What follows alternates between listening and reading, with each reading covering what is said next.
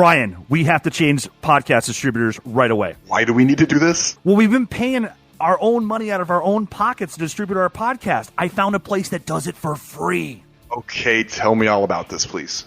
Dude, it's Anchor. Anchor. Dude, they have creation tools that allow us to record and enter our podcast right from our phone or computer. They'll distribute our podcast for us to all the major podcast platforms like Spotify and Apple Podcasts. Best part of it, dude, it's free. And for any other podcasters out there, if you switch to Anchor, you can start making money right away. All you got to do is download the free Anchor app or go to anchor.fm to get started. Hello, you. Yes, you. The one I'm looking at right now. You like scary movies? Well, if you do, you're in the right place.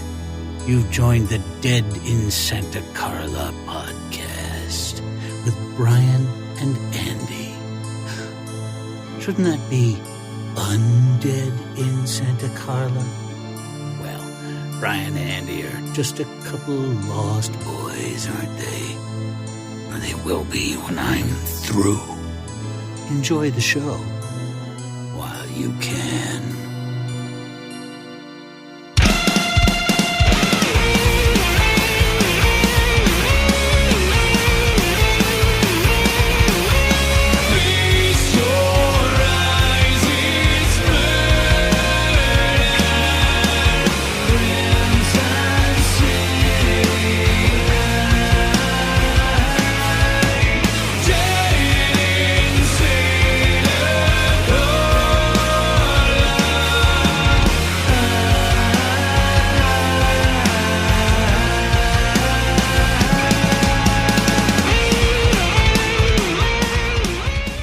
Hey everybody, welcome to Dead in Santa Carla, part of the Slash and Cast podcast network. I'm Bryan.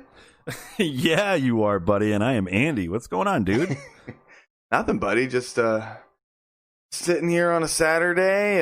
Just got beat up by a group of ninjas at the massage parlor, and I feel Oh, nice. I feel both Nice. both rubbery and stiff at the same time. I don't know how that Very happens, nice. but I do. You and the wife went and got couples massages, huh? Yeah, Was it like yeah. couples massage? Were you guys in the room at the same time together, or did you guys Yep. go separate? Yeah, we were Nice. in the room together. She had her masseuse. Nice. I had my masseuse. Perfect. Yeah, it was. Man, it's nice. We try to do that every couple of months. Yeah. Try to treat ourselves. I used to get massages, but the last time, honestly, one of the last times I went to get a massage was like years ago, and it turned out it was not like your normal massage place. Oh God! Why? I didn't Well, know. I didn't know. I didn't know. Like, as in, like they tried to do like the happy ending kind of thing, or like. Yeah, she did. Oh. She tried, and I just froze God. up and went.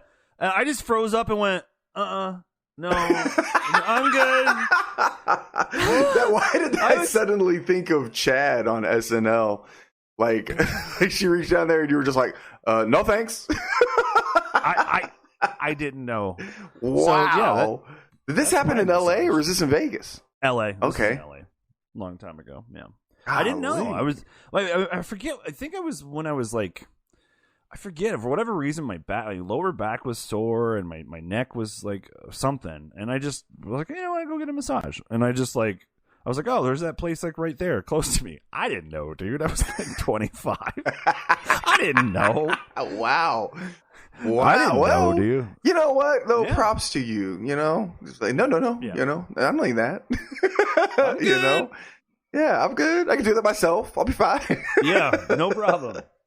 So yeah, that was fun. That was funny. That would be a good episode for like Seinfeld or Curb Your Enthusiasm, where like yeah, where they don't know like that the massage parlor they're going to. I could just see Costanza.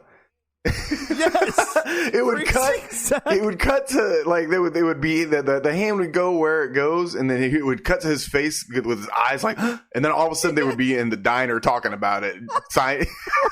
And Jerry would be like, and she grabbed it. She grabbed it. Yes, He grabbed it. I know. That would be a funny one. But Did you so ask that's my her to? massage- Sorry, Yeah, man, that's I'm my just- massage story. Yeah, that's a funny. great massage story. That's yeah, it's not bad. Wow. But yeah, so you have a massage this weekend. That's good. I had a regular massage, and you had a regular. Yes, Tim of course. kept his hands where they were supposed to be. Nice, thanks, Tim. Yeah. Shout out, Tim. Yeah, Right my on. man Tim. Yeah, I go to the same guy. Right we on. go to the same guy. I've been going to him for a little over a year now. Right on. Yeah. Very good. Oh my gosh.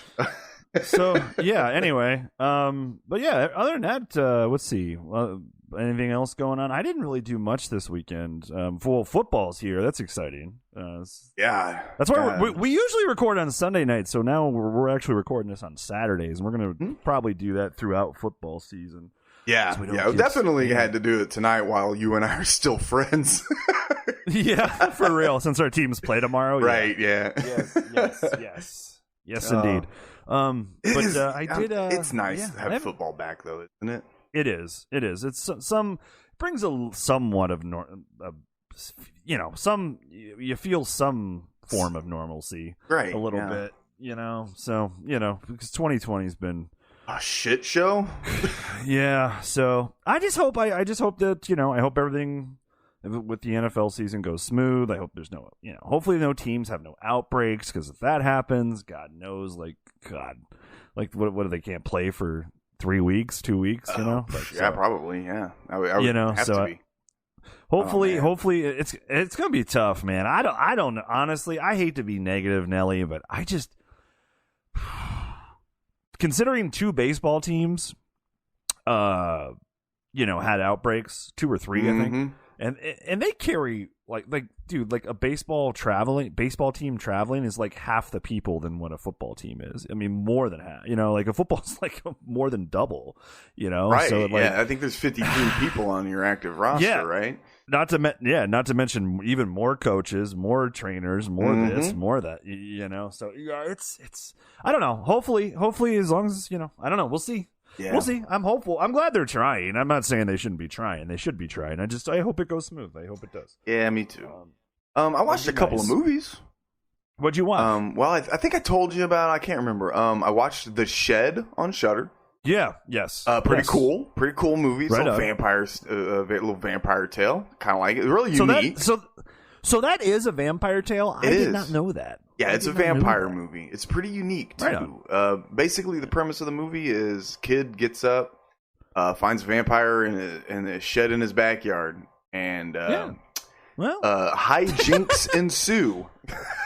There you go. And then I watched that Jay Baruchel slasher, Random Acts of Violence. How was that? Honestly, above average slasher fare. I dug it. Yeah, it's getting a little bit of hate because somebody I like Jay Baruchel. I do too. I really like him. I like him as well. I like the Goon movies that he did, and I like the stuff that he's done as an actor, obviously. Yeah, as an actor too. Yeah, he I actually just watched a movie that he was in. It's a little older now, but $1 Million Baby, the Clint Eastwood film. He's funny. Fantastic movie. Yeah, it's one of his first movies actually. It's one of his first pretty early in his resume. Yeah. But he's getting a little bit of hate. It's kind of strange because he owned up to it. It's pretty funny. I guess somebody found like a thing that he had said about the movie, trying to basically just trying to sell the movie to for producers to give money so he can make this fucking movie. And he said it like a long time ago when he was trying to get the movie made. And he admits it's just literally a bunch of nonsense. He doesn't, it's just a bunch of bullshit. But some people are reading it and really, really taking it to heart because it does sound a bit pretentious. It's he's basically saying the horror genre is stale and blah blah blah. I'm trying to revitalize it, and and he admits he's just oh yeah, that's a bunch of crap that I said years ago trying to sell this movie on. Yeah, he's but he's funny about it because he's I would totally do it again. He says, he's just a goofy, funny Canadian. He don't give a fuck. Yeah, he don't. It's funny though. Yeah, Where can I watch that? It's on Shudder. They got it on Shudder, man. Is it? Oh, yeah. That's right. That is on Shudder. Hell yeah. Shudder's got all the goodies. It does. More and more great. I'm gonna watch Fade to Black this weekend. I'm gonna try and watch it. I have never seen older slasher movie. I'm gonna watch that. I've never seen that either. I know which one you're talking about. I've never seen it either. Looks cool. So yeah, that's what I watched those two, and that's about it. Well, then I watched this gem of a movie that I picked for sequel September once again. Everybody, we're talking about nothing but sequels this month of September, and this fantastic movie, my pick. It is. Definitely wouldn't. I'm about to say it definitely couldn't be mine. Meanwhile, I picked Child's Play 3 last week. I reached up high. I reached up high for this one, Andy. Top shelf, baby. I'll call your Child's Play 3 and raise you Friday the 13th, Part 5, A New Beginning, Brian says. Oh, man. Woo. Well, it was fun to revisit. I fucking watched this movie way more often than I should, but sure. Yeah. Sure. All right. You got anything you want to add before we jump into the discussion? No. I got my stent taken out on Thursday. Oh, that's right. More tales of Andy's movie. So the stent was just this long 10-inch long tube, very tiny though. I mean, it's like not very wide, and it just stretched from my bladder to my kidney, and they removed it. That was fun. They had to go in, go in and get it. And pull it out. But here's the thing. So my doctor's about an hour away from where I live. So like on my way back, I was like 20 minutes back. I still had like 40 minutes to go.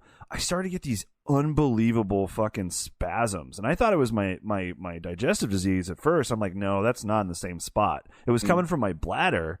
So like finally when I got home, dude, I was in so much pain. And like I looked it up online right away. Like I just immediately Googled, how do you feel after a stent is removed? From your bladder / kidney or whatever. Mm-hmm.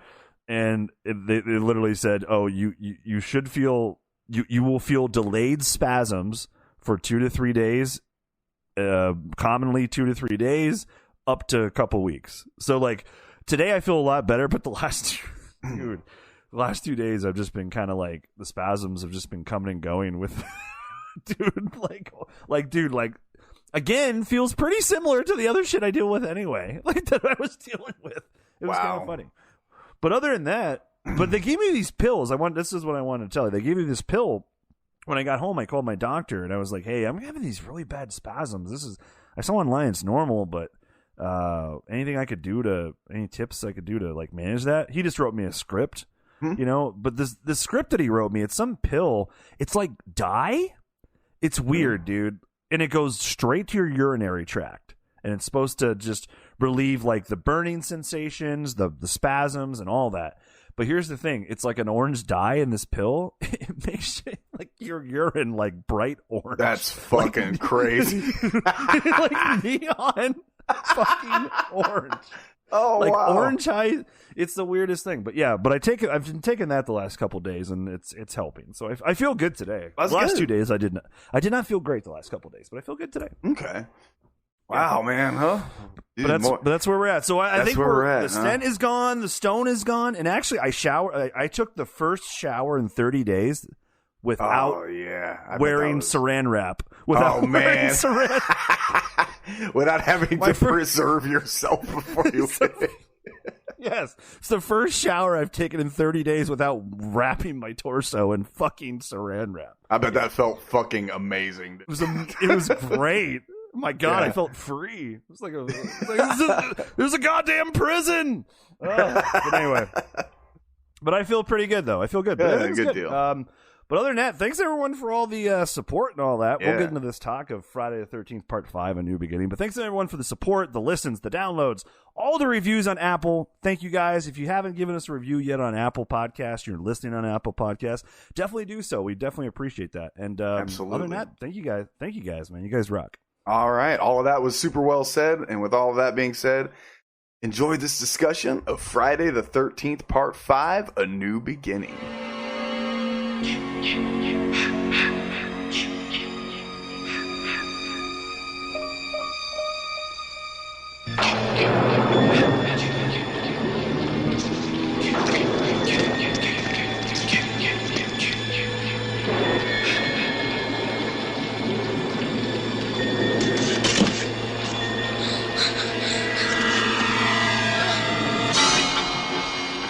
memory of Jason still haunts you, you're not alone. Friday the 13th, Part 5, A New Beginning.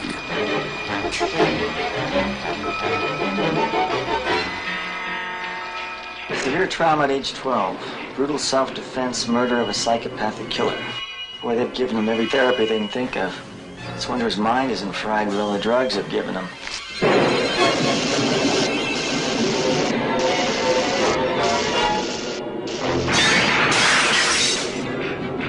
The mindless, murderous fury that was buried with Jason has been reborn.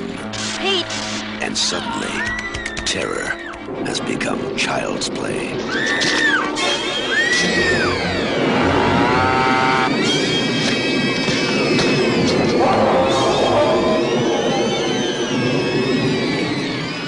Friday the 13th, Part 5, A New Beginning.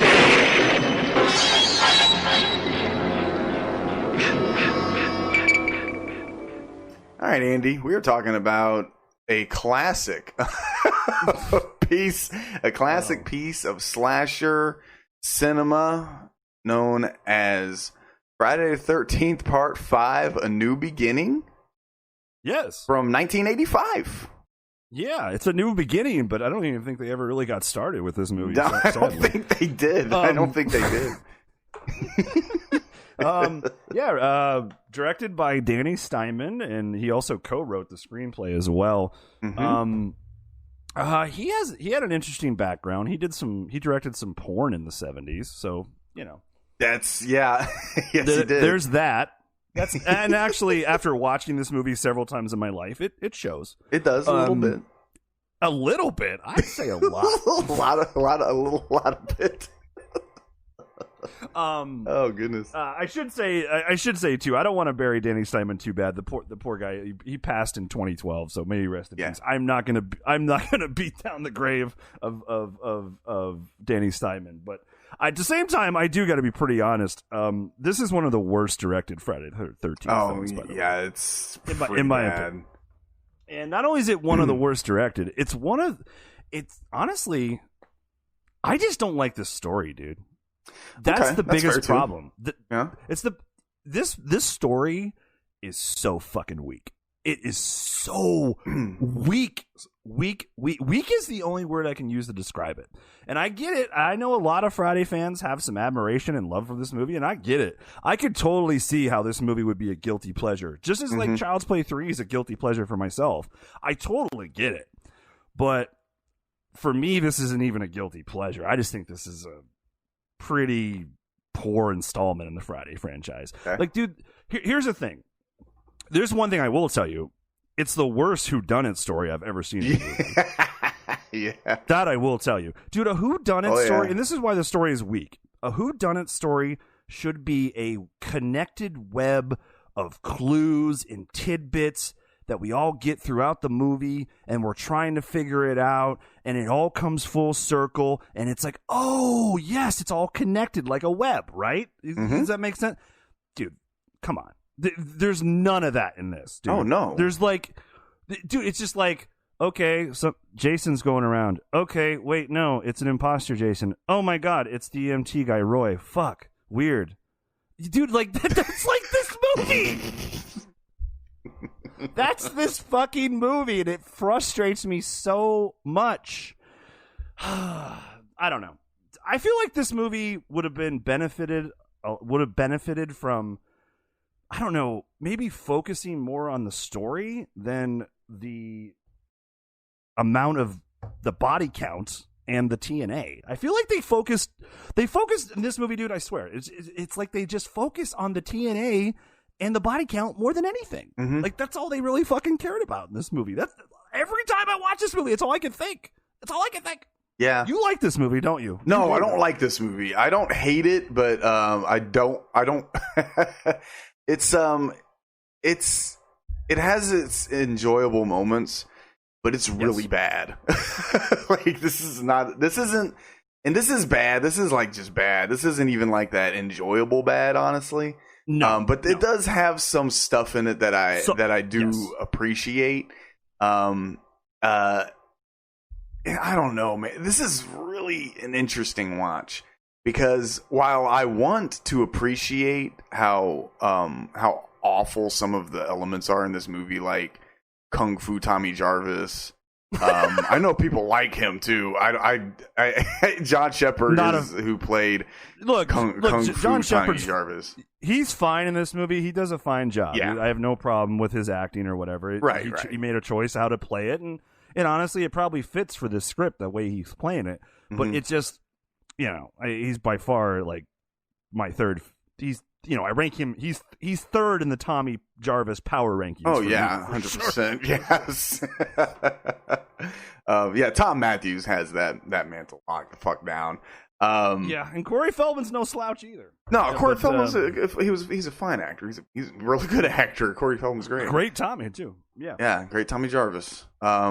This is a pretty bad movie though, but there's so many goofy, awful elements in this movie that you kind of want to appreciate them, but I think there's just too much. And you nailed it. The story's really fucking weak, which is strange because it's not like we're appreciating. We're coming here to expect the next retelling of Gandhi. I mean, yes. we're essentially we do know that we're coming to get a slasher movie, but we get the slasher whodunit combination. And if you're gonna do if you're gonna do a whodunit, exactly, you need to do it right. And you're right. This is the worst whodunit ever. It is. Dude, this is the worst whodunit story ever told on screen. It's easily, really, at least that I've ever seen. Yeah. I mean, think about it. Think of other whodunits like Scream, Knives Out. It doesn't even have to be horror. Like Knives Out that came out this past year. Even the original Friday. Friday, for fuck's sakes. I mean, even the original Friday, dude. Everything comes full circle. It's this connected web, and the web connects, and it makes sense, and it's actually a cool payoff. Right. That's the whole point of a whodunit. It's supposed to be a shocking, badass payoff.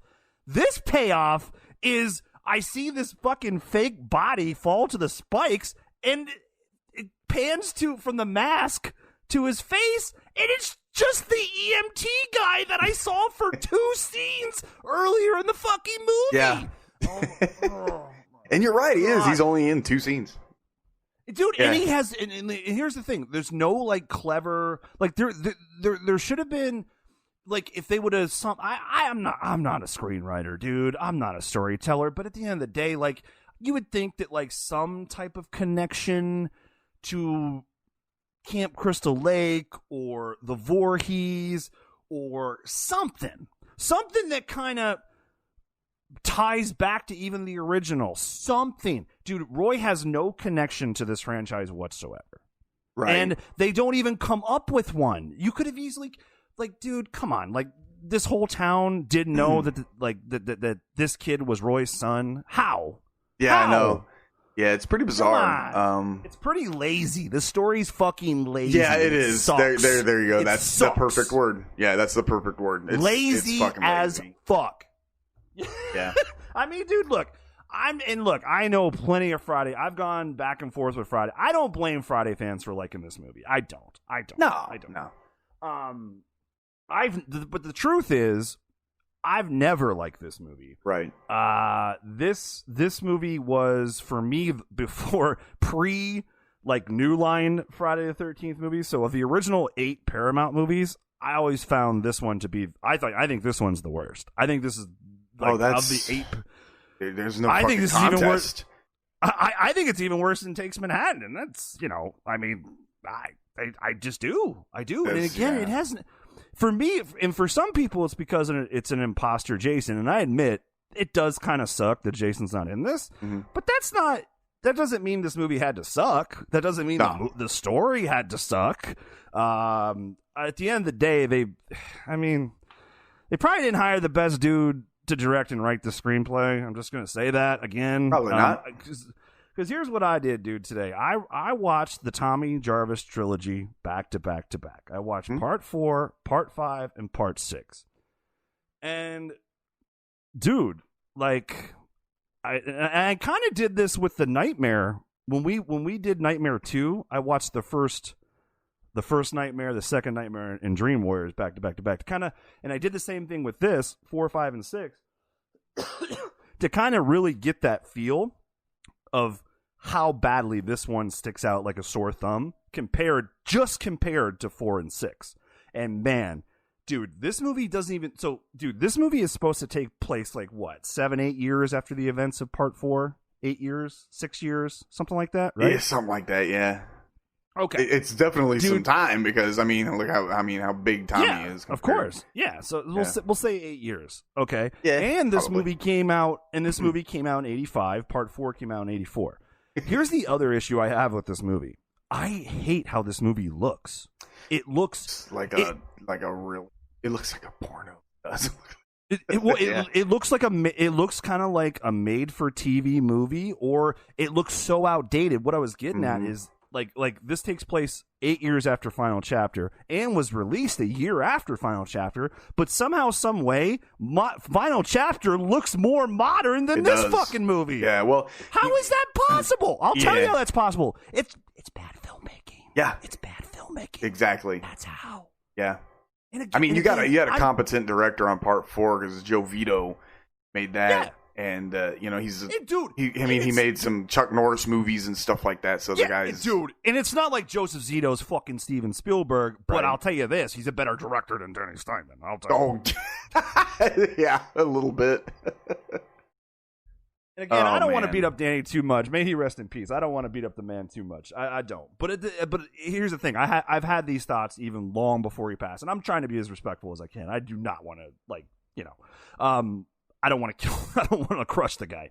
But at the end of the day, it is what it is. Like, dude, everything. If you compare like just how this movie looks to 4 and 6, how it looks, how it's shot, how it's directed, the story, the storytelling, and dude, I'm sorry, the special effects are nowhere near as good in part 5 as they are in part 4 and part 6. Nowhere, dude. And I hear people all the time say, "Oh my god, I love the kills in part 5." Dude, the kills in this for the most part suck. Yeah, there's only a couple of good ones in this. The flare kill's pretty cool. What's another one you like? I kind of dig the leather strap. Yeah, that's actually my favorite kill in this movie. That's my favorite. That's my favorite kill. The shears, it's pretty cool. The shears ain't bad, but for the most part, dude, the way they did the kills in this movie, it's just quick close-ups of the weapon going in, and that's it, and then cut away. That's it. There's no payoff in this. Like you watch beginning of part 4, Final Chapter. The morgue doctor gets his head twisted, that rubber fucking head. You get none of that in this movie, dude. For the most part, not really. You get the fake head with the flare, but it doesn't even really look that good. But it's fine. But for the most part, dude, the kills, like the practical effects for these kills in this are far inferior compared to the others in the series. I think, especially 4 and 6 of the Jarvis trilogy. Yeah. I agree. Yeah, I can't. I'm not going to try to defend this. No, I don't want to. And it sounds like I hate this movie, and I don't like. I just don't like it. I don't like it. I don't hate this movie. I think this is a better movie than Jason Goes to Hell. Yeah, yeah. I think it's. I probably enjoy it maybe even more than Jason X, but maybe not. I don't know. That's a tough one, man. Pretty much to me, those are the bottom 3 in the series. For me, anyway, are Jason Goes to Hell, and this, and Jason X. No particular. Well, Jason Goes to Hell is the worst, but this is definitely bottom 3 for me. But there are some things that I do like too. I love the Reggie character. Reggie's fun. I think Reggie's. I like Demon. Demon's great, even though he's in it for just. Is he 3 minutes, something like that? Yeah, 3 minutes. And here's the thing, I'm not a big fan of Pam either, dude. Really? See, I don't mind Pam. I don't think she's a good final girl, but I like her. I think I don't know. I'm not gonna lie. I think Melanie Kinnaman is gorgeous. She is gorgeous, why, and honestly, I think that's the only reason people like her, because she is very attractive. She's super pretty. Here's the thing, and I don't even really fully blame her, but here's what I will say: she's by far, for me anyway, the worst actress of any, worst acting performance of any final girl in this franchise. She's not a good actress by any means. No, but in her defense too, I'm not even completely blaming her. That's part director's fault too. Oh, yeah. Yeah, it is. And if you remember on the Camp Crystal Lake Memories, the documentary, her and others from the cast said that there was definitely some tension on set between actors and director. He was hard to work with. Danny Steinman was very hard to work with, and made her life a living hell, as she put it. I don't know if she used those exact words, but that's pretty much what she said. But yeah, for the most part, she's okay. But man, there's some certain line deliveries in this that's like, man, that's just and it's throughout this movie. The acting in this is not very good. No, it's not. It's not good at all. And again, here I am, and I don't even like beating up movies like this about stuff like this. But at the same time, I'm gonna call it out for it because it's just true. To me, this has some of the worst acting in the franchise. Part 3 is up there because Part 3 has got some pretty bad acting in it too. There's one scene in particular in Part 3 it's pretty bad. But between the acting of how this movie looks, the story is the biggest thing for me. That's the biggest issue I have. I think the story is just absolutely lazy and it's weak as fuck.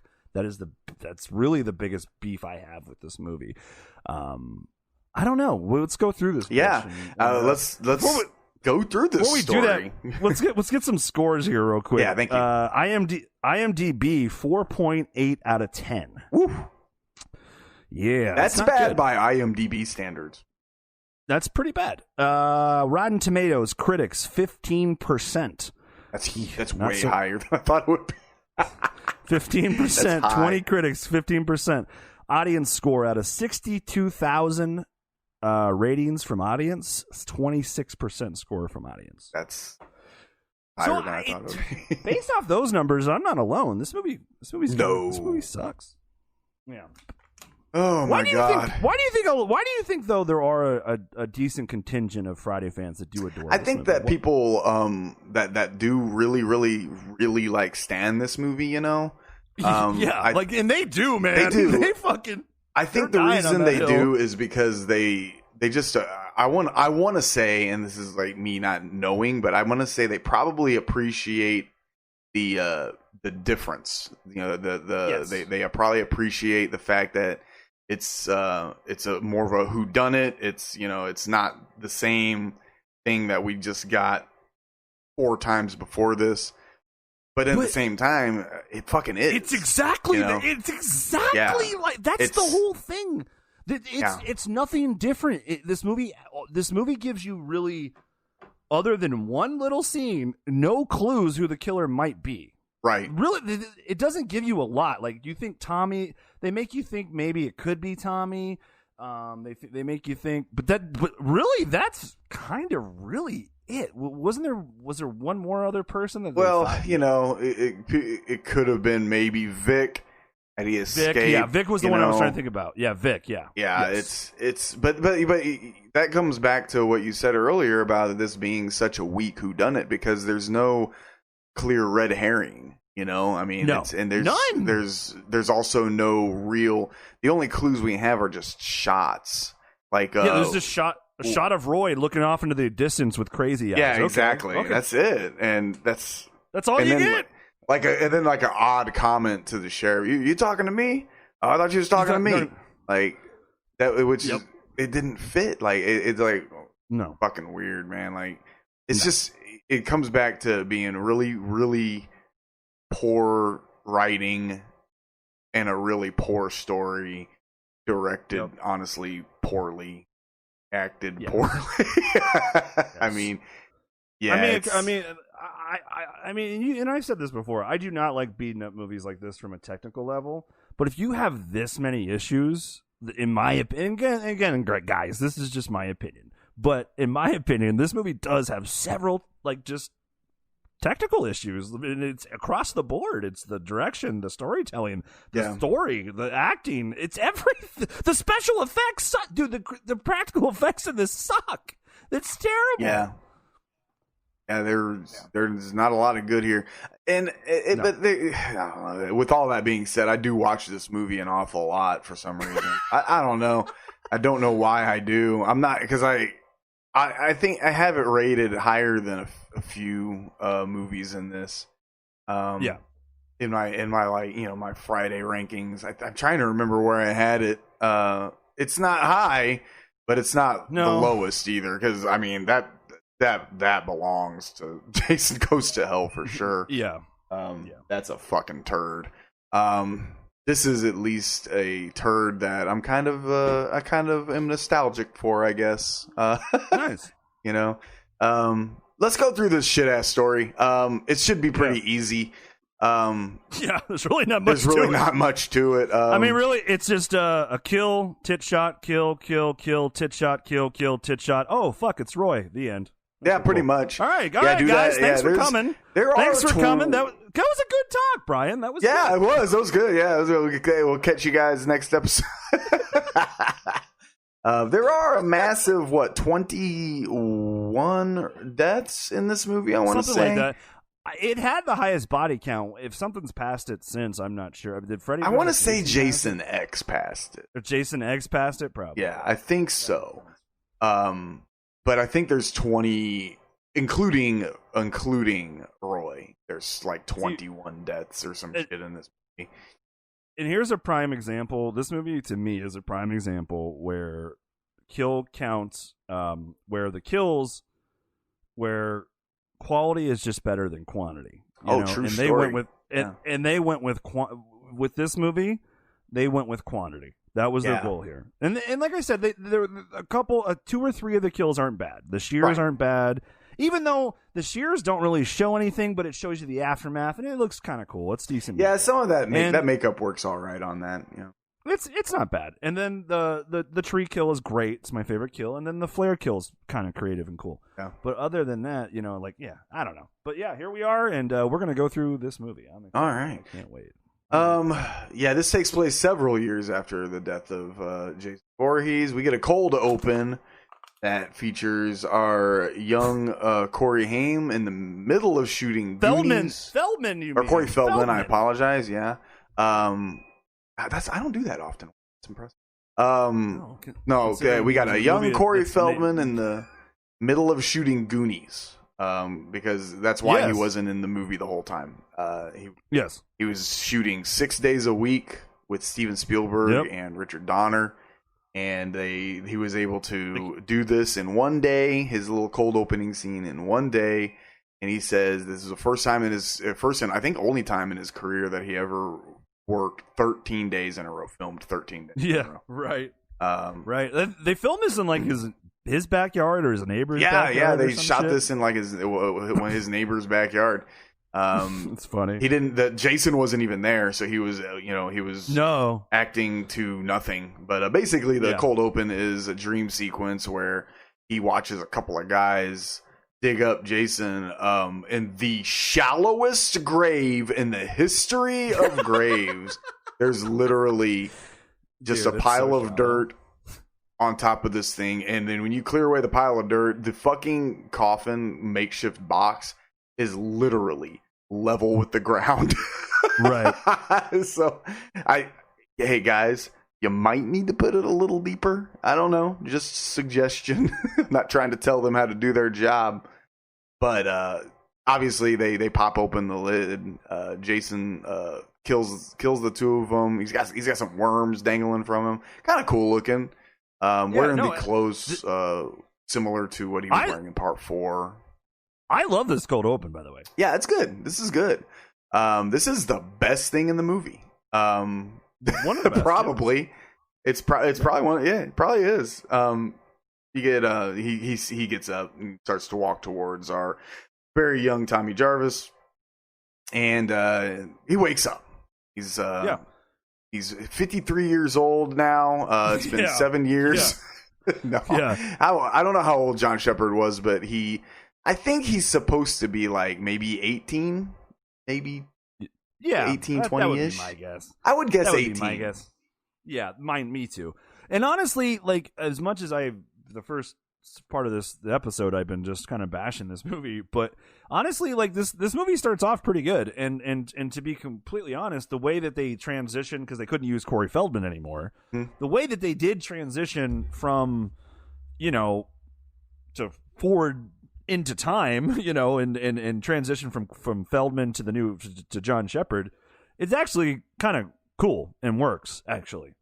Like the actual, he's having a dream, and he wakes up like, oh, we're back in present. Oh, okay, I see where we're at, and I kind of like that opening. But yeah, it's all down from here. It's all downhill. It's all downhill from here, guys. All right, so at least for me. Yeah. There's a couple of moments that I do dig, but anywho, he's being transferred to what is Pinehurst. It's a halfway house. There's a Dr. Matt Letter and Pam Roberts are kind of running this joint, and it's basically like this halfway house for wayward kids that had a hard life and shit like that, and he's trying to help them rehab and get on to becoming productive members of society. Opposed to fornicating fucking kids that like to run around in the middle of this fucking wooded area and just hump and smoke weed every because that's pretty much what a couple of these people do.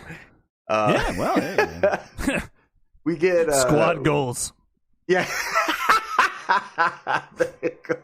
Oh, that's funny. So Tommy's getting kind of stuck with these heathens. We'll call them heathens. And they I was trying to think of the best way to say it. Like right after he gets there, fucking Ethel shows up with her. I love son. Ethel. I love her. I hate her son. Oh, he's annoying. And here's why I hate him because he's great. She's fantastic. She's funny.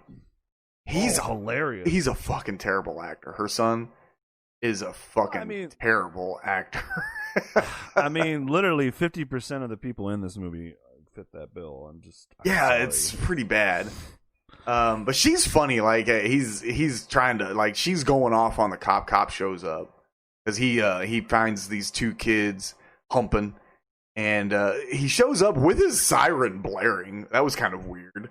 Like, why was he driving into the driveway with his siren just fucking going to town? Like, dude, you're just dropping a couple of fucking horny kids off. Like, why you gotta announce your presence in such an aggressive manner, Mr. Overly aggressive he sheriff? Pulls up, everyone's gathered around. We're supposed to be in like 1992, 1993, but it looks like 1975. But ignore that, people. Ignore that. Yeah. Looks like oh my god. It looks exactly like I'm watching Texas Chainsaw Massacre, dude. Yeah, like, it pisses me does. off. It does. Oh Jesus Christ! Anyway, I do want that Ford. Awful. I do want that Ford 100 truck. That is. I tell you what, though, there are. I'm glad you said that. There's a couple. That truck is amazing. What year is that? You think? I don't know. I meant to look it up, but I ended up being preoccupied. That truck's gorgeous, right? Yeah, I love it. So she shows up with her son and starts going off on the sheriff because she wants all these kids taken out of town. And she says a couple of funny lines. I like it. She's don't put your hands on me. I got a bomb. I got a bomb. I'll blow us up over here. I got a bomb. I'll blow us all up. I love it. She jumps off on the back and she says, "That's all I got to say." And right before they take off, I love it. The quickest middle finger to them I ever saw. She's a real quick pop. Just fucking flips them off real fast and they fucking take off. She's pretty funny. She's funny. Who the hell played Ethel? I got pulled up here. Carol Locatel. Thank you. She's popped up. I can't think of. I know I've seen her in other things. It's been a while, but yeah, she's always been. I like her. She's really good in this. All right, so shit goes down shortly after this. Literally the same day. What's his name? Joey is trying to find somebody to help. Joey's one of the kids that's there, and he's trying to find somebody to help. He wants to help. He wants to feel like he's contributing to everything. So he goes and he's trying to help like Violet and what's the other girl's name? Trying to think of her name. Not Tina. Tina's the one that humps him. Well, it's funny you can't think of the names because I struggle with names in this movie too. And I'll be honest, it's not because I haven't watched it a ton. It's because you don't really get to know the characters. Not really. You get to know Reggie a little bit. Like there's character development with Tommy, obviously. Reggie. Yeah. And really, dude, like Pam and like what the Pam and her and the dude that run this youth group clinic right, thing. Yeah, Matt. Like Pam and Matt. I don't even really know, like. To me, they should be like more major players in this movie. Yeah, or is it just me? Yeah. Especially right? Matt, because he has kind of a commanding presence when he's on screen. But, and not to mention they're doing something that's for the greater good, and I'd kind of like to know why they're doing this, how they got into it, what makes them tick. Right, it's interesting. Yeah. But we don't know any of that because they don't give a fuck, because all they really cared with this movie was to hit a certain amount of body count and show this many minutes of screen of tits. Yeah. That's what, I mean, like, dude, I'm telling you, the story in this movie was on the back burner compared to those two things, dude. Yeah, very much. There's no... I don't even, and it's fun. Like, I'm sorry you couldn't think of that person's name, and I'm like, dude, I don't blame you because you don't really get to know anyone in this fucking movie other than Tommy. You get to know Pam a little bit, but I don't really. There's no character. You just know who Pam is. You know what she does. Yeah, but that's not character development. That's not. I don't know how'd she start doing this. Why is she? What inspired her to do this? Yeah, we don't learn anything. What inspired her to hit? No. But anyway, go ahead. I'm sorry. No, you're good. But that's one part of it that does frustrate me. Oh, it too, is frustrating. Yeah. I think her name was fucking Robin, by the way. Yeah. And they're doing laundry. He wants to go help him, and he like picks up something. He's got chocolate all over his hands. He's a fucking idiot. He's not even likable. No. And then Vic puts him out of our misery. Yeah. So he goes to try and help Vic. Vic is played by Mark Venturini, who is from Return of the Living Dead. And we get some. What? Great Mark Venturini. Yeah, he passed away. There's actually 2 Return of the Living Dead alumni in this. Yeah, there is. Miguel Nunez is in this. Yeah. Oh yeah. So Vic is chopping a log. He's just beating the fucking shit out of it with an axe, and you know he looks very unhappy. So hey, let's go up and fucking irritate the shit out of this guy, Joey. And he goes and he's like trying to give him fucking candy bar and shit. And he pisses Vic off enough that Vic just says, you know, I'm just gonna fucking cut this guy to a bunch of fucking pieces. So he does. He just he goes to fucking town. He goes all ham sandwich on Joey. And yeah, he just he brutally kills him, which is very strange. So just so I'm clear, this little gathering of this like little home that they've built for that they have where they're taking in all these youth, right? These are youth who struggle, who have been through a lot of shit and probably have a lot of problems, correct? Mm-hmm. Whether that's a lot of mental health, right? I mean, they're here because of their mental health, correct? Is that why they're here?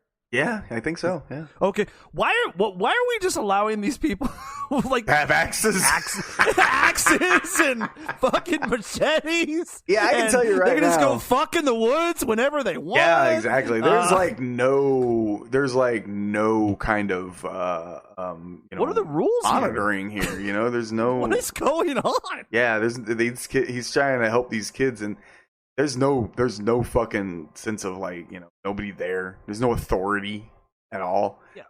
And they literally you can line every single one of these guys up shoulder to shoulder and look at them. And I can tell you right now that out of anybody in this group of kids that needs to not have an axe,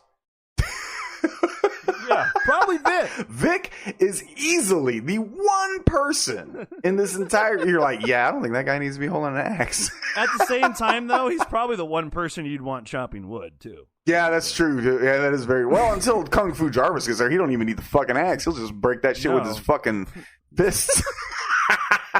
You can throw a tree at Kung Fu Jarvis. He'll just fucking punch it 3 times and it'll. How does he know Kung Fu? I don't know, man. Let's keep moving. Fuck All this right. movie. God Okay, damn so it. that night, Piece of shit. Fucking piece of shit. All right, that night we get 2 greasers. Yeah, literally greasers. Guys dude. I'm sorry. I keep saying go ahead, and I keep interrupting. No, you. but This it's is like just. dude. Again, this movie does not look like it. Even dude, this movie not so far for the first part of this movie, it looks like it's 1975. Now we're gonna go back to Now we're gonna make it look like we're in 1955. I now. know, yeah, Right. exactly. These guys do. They We look got like a flux capacitor and a DeLorean. We're going back to 1955, baby. Yeah, well, we get dime store Danny Zuko here trying to fix his fucking car, and dime store Zuko and bargain bin Kaneki, and Kaneki goes off to take a shit, and we get a pretty decent kill here. We do. It's fine. Somebody lights a flare and shoves it in Zuko's fucking mouth. So we and then they get dispatched. I'm not even gonna mention the other fucking kill because it's pretty weak. But which kill was that? The second one where Kaneki shows up and he gets his throat slit. Throat slash, yeah. But the flare, the flare in the mouth, pretty cool kill. Yeah, it's super close up though, so you don't get a whole lot of the effect, which is probably good because I would imagine it probably didn't look that good. Yeah, you can tell it doesn't even look the greatest in the first place, but I like the creativity. Yeah, the creativity of the kill itself is pretty cool. I like it. Yes. By the way, $2.2 million budget. I think that's less than Part 4. And I'm pretty sure they put probably $5,000 towards special effects. And yeah, it doesn't look like much. Dude, you could just tell. I mean, it is also possible that the MPA did cut back a lot of stuff. It's very possible. But yeah. It's very possible. But I will say, dude, a lot of it's just close-ups of weapons inserting in quick cutaways. That's all it is. Most of them, not all of them, but most of them, it's just machete goes in the gut, or in most cases, a really fake-looking pillowed gut, and it goes into it, and then that's it. Yeah, but it's whatever. But anyway, yeah. So those two, they're dead now. Yeah, they're dead. I don't know who... And their bodies are discovered. We have officially got a situation here, according to the sheriff. Who talking to me, Sheriff? Do what? You talking to me, Sheriff? Oh no! Jesus Christ! This fucking movie. I thought you was talking to me. I thought you were talking to me. No, Roy. And we kind of glossed over it, though, when they find the body of Joey. Oh, yeah, that's right, yeah. And they show one of the EMTs. The one EMT is kind of funny where he goes, bunch of pussies. I don't know why I thought that was funny. Yeah, it's kind of comical. Actually. Like, that guy was, I don't know who that guy was, but he was actually a good, that's fine. Like, he was totally fine actor. Like, but not everyone else in this movie. But the shot of Roy, the EMT, he, just looks off into the distance with these very gay. Well, first off, he sees the Joey and he's freaked out, Right. And it's like, okay, why is he freaked out? And then he just looks off and gazes off into the distance with these crazy eyes, and that is the only red herring moment we really get. That is it. That is it. That's imagine having a whodunit with one red herring moment. It's the dumbest. Yeah, it's pretty bad. It's pretty bad, dude. This story's terrible. It's terrible. It's just lazy and weak. But here we go. Here we are. Hey, I can't keep saying that because even though it's true, but we can keep moving. I'm sorry. Well, we'll move on to the next night where the ambulance driver, I believe, is picking up her or his girlfriend at the diner, and we get a couple of other kills there. This one's not bad either, where Jason swings the axe down on the top of that dude's head. I don't think it looks good at all, dude. It's not bad. It's not bad. It's cut. Once again, the problem is it's cut super quick again. You know, I mean, the head is you can tell the head's fucking fake. You know, dude, that's Tom Savini did not make that head, bro. No, who did the effects on this? Do you know? I don't know. I'm curious. I wonder if Tom Savini did. No, he didn't. Of course not. Are you kidding me? Yeah. No. Savini only did 4 and 1. I think Savini only did part 1 and 4. Yeah, I think you're right. No, this is definitely not. I don't really. I know. Okay, let's see. Tom Hartigan and Tom Del Gino from Real FX. Those are the guys that did the effects. Huh?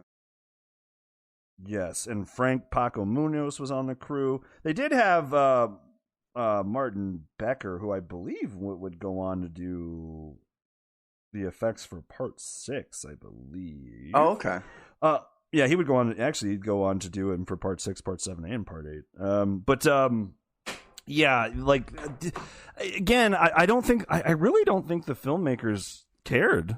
I don't. No, I don't think it was. I don't want to say they didn't care. I just want to say I don't think, like, if you watch, I'm telling you guys, watch Part 4 and Part 5 back to back, and watch the kills closely. Mm-hmm. Watch the payoff of the practical effect, the head twist, the blood, anything.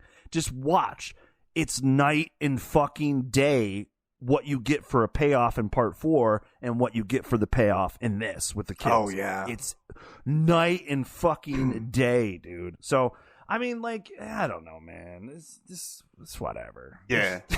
It's not, yeah. It's whatever. We're trying to polish this third. I don't think we're going to be able to. I'm trying too, but yeah. But he's picking up. He's trying to get some action. He's doing a little blow in the car. Yeah, he's doing a little blow, man. I will say that guy's kind of that Weaselly ambulance driver who's also a cokehead and a womanizer. He's kind of funny. Yeah, it's kind of funny. Oh God, what a wild town, huh? There's some odd dialogue. I meant to write down what he says when he snorts that coke, but it's so fucking. Oh odd yeah, He said some kind of dialogue about the suite of going up his. Yeah, it's bizarre. It's just so weird. It's like a porno director, and yeah, right. And then like she's like, in the bathroom changing, and then she like when she just can't change, she's got to put on a show for herself. It's showtime. Yeah, I'm just like, we got it. We got to get the tit shot. We got to get the tit shot. Yeah, but you can get that without announcing it. Apparently, she came up with that. I remember seeing that in the documentary, the Crystal Lake memories. She was like, "Yeah, I came." It was from that movie, All That Jazz, with Roy Scheider. He used that line too, and she's like, "I had just seen All That Jazz, and I went up to Danny. I was like, what if when I reveal myself and I look in the mirror and I go, it's showtime?" And he's like, "Oh, I love it." I bet he did. But yeah, of course he did. Of course he did. He ate that up. But yeah, like just I don't know, dude. I'm not opposed to boobs in my movie. Like I'm not. No. I'm not opposed to it. But I feel like this one just kind of goes overboard. It's just too much. It's way just too overboard. Yeah. Michael Bay would have had an issue with this too. Right. I know. It's just here's the thing too. Not only is it like, is there a lot in this? More like there's more nudity in this than any Friday movie, right? I think so. Yeah, probably even more than the reboot. I would say more seconds on screen of tits, of boobs than any Friday has to be. Because dude, like, there's the two scenes with Deborah Voorhees in the woods, and then the red haired girl up in her bedroom, where they're just, dude, like we're going like multiple seconds of these women just laying there naked. I don't know. It's just it feels like to me it like lingers on it like way too much, but whatever. Yeah, this was rated G for him though. Because because what he was used to shooting. Well, did you do the one part of that? I will say that that whole, if you guys have never seen that documentary, Crystal Lake Memories, the part of this though, where the editor of this, Bruce Green, is talking about it, he's like, dude, I had to edit this scene, and Danny Steinman's yelling yeah, fuck her harder, fuck her, pussy, fuck her harder. And he's like, oh my God, what is happening? And he turned to Frank Mancuso Jr. and says, what do you want me, who was the executive producer, he goes, what do you want me to do with this? And he goes, Bruce, make it look like a Pepsi commercial. It's too funny. So like, dude, like they're even on set, like filming a scene, and Steinman's directed it like it is a porno. I can't. Jesus Christ. Yeah, it's pretty fun. It's pretty funny. Ironic, we are at that scene actually. Yeah, pretty much. perfect. I mean, I guess. Well, we do skip a scene where I don't want to skip it because it shows Tommy's violent nature, and I guess that's supposed to kind of lead into him possibly being a suspect. So you're down to breakfast, and Eddie shows up with with one of Tommy's masks on. He makes those masks, and he's kind of he's a fucking dick. Like he's just like, oh, what's wrong, pal? He's punching his fucking shoulder. Like, what's wrong? No sense of humor. And I will say, Tommy makes him pay for that shit. He fucking picks him up, launches him in the air, slams him down on a table, breaking the table, jumps on him, and just pounds the shit out of him. And that's kind of our introduction to Kung Fu Judo Master Tommy Jarvis. So, you're like, holy fucking shit, this guy is fucking crazy. But yeah, he beats the shit out of Eddie. But Eddie and Tina decide to go off into the forest to get their swerve on. And they are I forgot all about Ethel's farmer. Yeah. Ethel's farmhand. Yeah. What did she say? Yeah. She's making fucking chicken. She's cutting up a chicken. And he shows up and she's like, what do you want? And he's like, I'm hungry. I could use what the fuck do you want? Who the fuck are you? Yeah. Because, shotgun cock. Yeah, exactly. She's ready to blast the shit out of this guy. And this guy has a fucking name. This guy's name is Raymond Joffrey. Never mentioned in the movie one fucking time. No. But he's got a fucking name. I was very surprised to see that. Yeah, there's probably a scene where he introduced himself or some shit. Yep. But she's like, well, you can muck up the shit in the chicken coop. And when he walks off, she says, that is the ugliest motherfucker I've ever seen. Yeah, that shit was funny. I fucking laughed so hard, dude. Ethel's a funny character. It's really funny. Like Tommy, Ethel, and I mean, I'm not really even the biggest fan of this Tommy, but for this movie, compared to the other characters, he's cool. But like Ethel and Reggie are probably my favorite characters in this movie. Oh, easily, yeah. Well, they Demon have them too. The Demon is great for the 3.5 minutes that he's in it. Yeah. Because it's just it all goes back to poor story. Yep. So Raymond Joffrey is spying on Eddie and Tina while they're doing the Humpty Hump, and he gets killed. Very unceremoniously. He just turns around, gets stabbed, and then Eddie goes to clean up. Tina gets killed, and this is one of the decent reveals. You know what I mean? Because it's you don't get to see the kill, unfortunately, but we do get the reveal, and you mentioned it earlier, and the makeup, or whatever, the makeup on her eyes, because she gets stabbed in the fucking eyes with the clippers, and this one fucking kill. And I'm gonna go on a small tangent, very small one, based on this one kill. This was the weapon of choice for Roy in the video game. It was. Because when you think about it, what else would they have given him? They had to give him something unique. I'm not gonna it's the only yeah. I don't like it though. I don't like either. It though. It looks weird. It looks weird walking around with it. Yeah, walking around with some fucking hedge clippers like you look like you're just a pissed off fucking gardener. But yeah, I will say though, it does lend to one decent kill in the game though, where he breaks him apart and stabs him up under the chin and then to the side of the head. Yeah. Like, okay, that's a decent kill, but yeah, it's just like based on this one kill in this movie, they give him the hedge clip. It wasn't my choice. It wasn't my choice. I wouldn't have. I would have just given him a motherfucking machete. But that's just I would me. have given him a double. I would have given him a double-sided axe or something. I don't know. Yeah, would have made sense because I don't know. Give him Vic's weapon. Give him Vic's fucking kill. But anywho, I digress.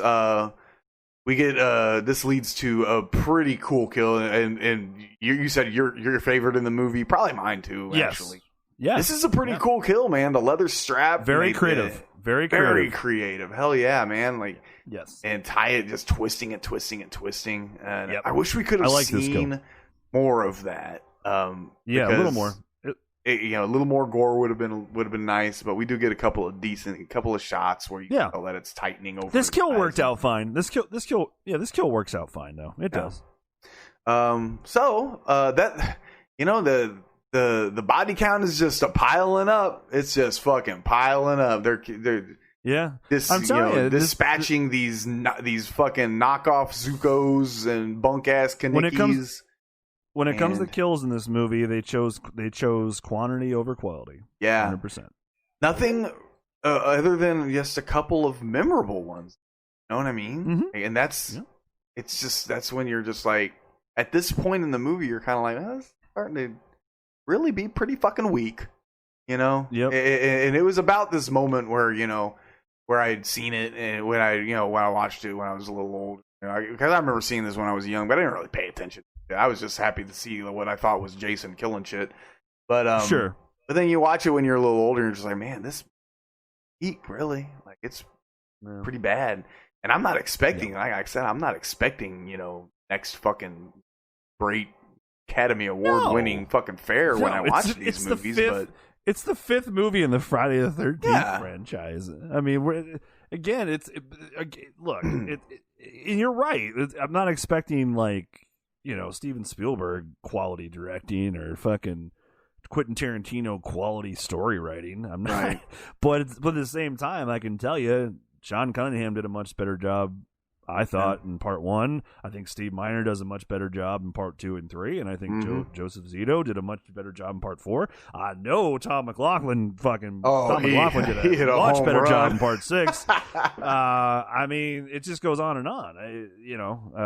I just think I don't know why they decided to go with Danny Steinman, but I do think at the end of the day that it wasn't the best choice. Yeah, and nothing against him. It has nothing. It has nothing to do with him doing porn in the past. No, that's fine. Doesn't mean he couldn't direct a slasher film. It doesn't mean that. But I will say that I do find this one to be the weakest directed and weakest story in the franchise. I do. Yeah. I even think the story in this is even weaker than Jason Goes to Hell. It is. It's even weaker. It's even weaker than that. At least Jason Goes to Hell, while that is just a terrible story, they try to actually write a full story. Oh, absolutely.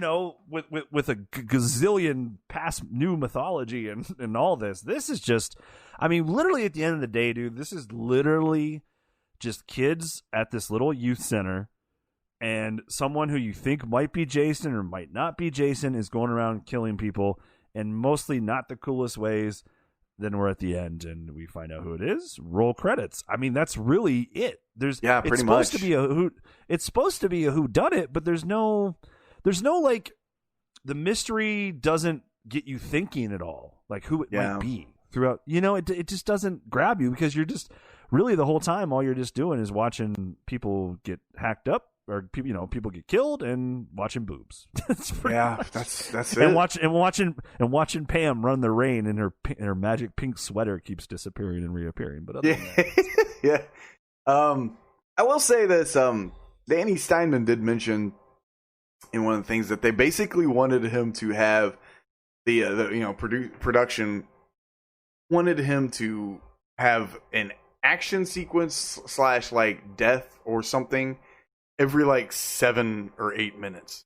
Yeah. And he I think that obviously that is that works against the movie clearly. Oh, it because does. you don't get anything going when you take that. No. You don't get shit established. You never get you won't get characters established. You won't get story established. It fucks up your pacing of your movie. Oh yeah. And it just, and again, it goes back to what I said. Just the fact that Danny said that, it just tells you right there, dude. They 100% preferred quantity over quality of these things. Period. And it just doesn't, to me, it's not the right decision. No. I mean, I'd rather have 7 amazing practical effects, Savini-like fucking kills than 21 kills with maybe 2 or 3 that are cool. Yeah, absolutely. Oh, good lord. Well, okay. Well, we're at the part where Reggie gets to go meet Demon. Reggie's grandfather also works at this place. He's like the cook. Yes. Yes. So Reggie gets to go hang out with his brother for a little bit. Pam takes him, and Tommy accompanies. She asks Tommy to come along. Oh, it'll be fun. Blah blah blah. And so they jump in that dope-ass Ford 100 and they drive off. Tommy ends up getting into a fight while Reggie is hanging out with his brother Demon. Demon is played by Miguel Nunez Jr. I fucking love Miguel Nunez Jr. And Demon is so likable in this movie for, like we said, about the 3.5 fucking minutes that he's there, it seems. It's amazing, and Miguel Nunez is a really good actor. Yeah, he's amazing. Great. It shows. Dude, like you watch this, if you really just, and I know, guys, it's hard to watch movies, but if you like really do kind of notice the kind of subpar acting across the board up to this point, and then we get to Miguel Nunez, Miguel Nunez makes what you just saw the previous 45 minutes or so like stick out even more. Oh, it does. Yeah, because all of a sudden you got this competent fucking performer here. Yeah. A real actor. And he does. He puts a lot of energy into his little character, man. Isn't it crazy? Isn't it crazy that this character in this scene, or these scenes that he's in, are probably the most memorable from the movie? Easily. Yeah, exactly. I mean, and it's because he puts it all in there, man. Like he's likable as shit. You can tell that he genuinely loves his brother, Yep. I mean, and he seems like, I don't know what he does for a living. Oddly, Demon gets more character development than Pam. Yeah. It's weird. Isn't it weird? It's so weird. Dude, and I'm telling you, that comes down to story writing, and it also comes down to the direction and the visual story, to the storytelling, bringing words off a page and putting it on screen and telling the story. Yeah. I get the impression that Miguel Nunez kind of improvised a lot of his shit. I'm sure. You know what I mean? Like all that stuff when he was talking, is like when he was offering Pam like food and shit. I bet you that wasn't even in the fucking script. That he was just like, "You hungry? You want a burrito? You want some pizza? You want you know what I mean? Like, because Melanie Kinnaman is just kind of looking at him like, no. You know what I mean? And I'm not gonna lie, she kind of looks lost. Like, what is happening? Like she really does. Like, she looks like she's getting ready to look off screen. Like, what is fucking going on right now? Are we even filming? Sure. And here's the thing, dude. Like, and and I just kind of thought of this. It's funny when you really think about it. Miguel Nunez is the only cast member to really go on to have a decent career from this movie.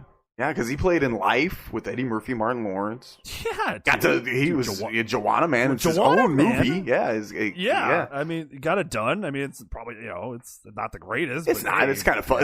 It's funny. I mean, but it's But I mean, if you really think about it, he is by far, of anyone in this cast, he had the better career of anyone. Yeah, anyone. I mean, he's still doing stuff too. So, and I don't want to hear from people, well, it's a Friday movie. Yeah, well, Kevin Bacon was in part 1. Exactly. So let's just fucking settle the fuck down with that talk. Like, just settle down. Tony Goldwyn's in part 6. I mean, I could go on forever. Tony Goldwyn's a good actor. Fuck yeah, he's a director now. He's good director. He's directed a bunch of TV and stuff too. Oh, that's good. I didn't know that. That's great. Yeah. He was fantastic in that Last House on the Left remake. Yeah, he was. He was good. And I know you don't like the movie Ghost. I like the movie Ghost. Yeah, he is good in that movie. He's really good. Mm-hmm. Okay, so but that is true. Like Miguel Nunez is the only one from this movie that really went on to do anything. And if you really go through pretty all much. I mean, you can't maybe pick one out of every single Friday movie, but you can pick out a handful. I mean, I picked out two right out. Bam, Kevin Bacon and Tony Goldwyn. Yeah, that's very true. I got another one. Crispin Glover. Part 4. Oh yeah, Crispin Glover's fantastic. Crispin Glover. Yeah, Crispin Glover could probably do more if he wanted to. Sure, he's just a fucking weird. He's a kooky guy. I really learned a lot about him listening to the Michael Rosenbaum podcast. It's called Inside of You, because he had Crispin Glover on one of his, and he just talks about. It's pretty fantastic, actually. Yeah, it's I would pretty love cool to hear that. Oh yeah, you gotta listen to it. So let's get back on track a little bit. Yes, we just met Demon. He's fantastic. He's played wonderfully by Miguel Nunez Jr. He's got a girlfriend. Anita is her name, and they hang out. They spend a little bit of time with his little brother Reggie, and then Tommy fucks it all up because he kicks some fucking dude's ass in the middle of the fucking street, and because he gets into a fight with what's his face, Ethel's boy. That dumbass kid. I can't even remember. Will you shut up, you dildo? Yeah, she calls him a dildo. I love it. Oh man. So he beats up this fucking dude. And Pam stops him. You know, he's about to fucking just wallop the shit out of this guy. Pam stops him. Tommy runs off. He starts freaking screaming, acting kind of like a mamby-pamby, and takes off in the woods. I hate it. So they kind of have to break up the little the reunion between Demon and Reggie, which is kind of fucking bullshit, Tommy. Yeah, I know. You don't need to, just fucking up everything, But anywho, poor Miguel Nunez, poor Demon. Them damn enchiladas, man. Them damn enchiladas. Because Lord have mercy. I've always for some reason I've watched this movie unfortunately a lot of times, but for some reason I always think the line is delivered differently, because he gets in there and he's taking a shit, and we've put the clip we've played the clip on an episode before already. May do it again here, but he says, what she say? Anita comes up and she starts fucking shaking the fucking porta potty. Yeah, she starts singing, but he's like, what does he say? She goes, you'll feel better after you shit. He's like, I'll feel better after I get out of here. This shit box is gross. But for some reason, I always think he says, this shit box is fucking disgusting. Because I don't know why. But yeah, he's like, this shit box is gross. Gross. It is. Oh, man. And yeah, they start singing. Ooh, baby, hey, hey, baby. Which is lyrics and the melody, which is the melody of Why Do Fools Fall in Love, with not even close to the same lyrics, but just fine. No. These two characters they're 3.5 minutes or whatever. They're fantastic. I love them. They're great. And then they get fucking killed. Yeah. Because she gets like her throat slit. And I will say that shot of her throat on the ground and it's like pulsating, that was kind of cool. Yeah, it's pretty good. I did like that. Pretty good. Because he opens up the door and he sees her on the ground, and like you get like a really good shot, a close-up shot of her neck and it's the throat slash, and it's like pulsating. Fucking dope. Yeah. And then he gets stabbed with like some sort of spear type of thing. Just he gets randomly thrown to. His death isn't terrible. It looks all right. Looks pretty good. No, it's just cool. Yeah, it's fine. It's sold really well by him because he's so good. He was a real actor, man. Yeah, it's funny how that works out. Yeah.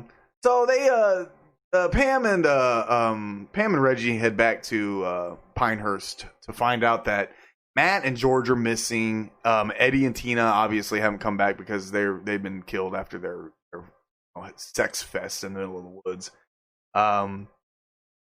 And then we get It's a weird shot. It's a strange shot. I don't know why. It sticks out like a sore thumb to me. Like Pam gets back in the movie? truck. Yeah. Pam gets back in the truck, and then there's a shot. It's like a money shot. You know what I mean? Yeah. And on all of the remaining surviving kids that are left alive, which is Violet, Robin, Jake, and Reggie, the four of them. And they're standing there, and then he does. It's like an establishing shot kind of thing, you know. Yes. It's fucking weird. It is weird, isn't it? Isn't it bizarre? It just felt out of place. It does. Well, even when they're driving, like in the truck, they do like 4 takes or like 4 cuts. Yeah, of, like, I wrote that down too.